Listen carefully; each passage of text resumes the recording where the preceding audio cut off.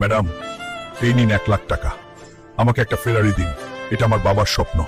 তুই নর্দমার কিরা, 1,00,000 টাকায় ফেরারির সিটও কিনতে পারবি না। চলে যা এখান থেকে।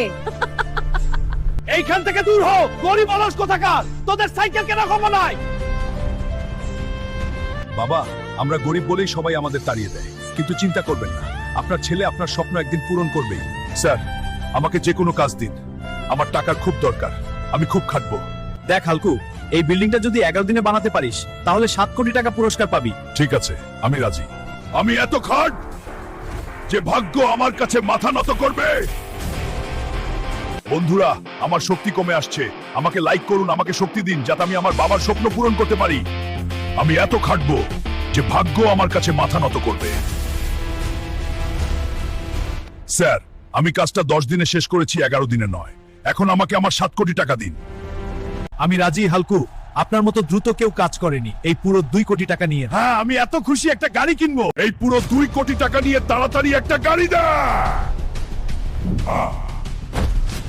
বাবা, যখন সংকল্প দৃঢ় হয়, ভাগ্য অবশেষে আমাদের সঙ্গে দাঁড়ায়।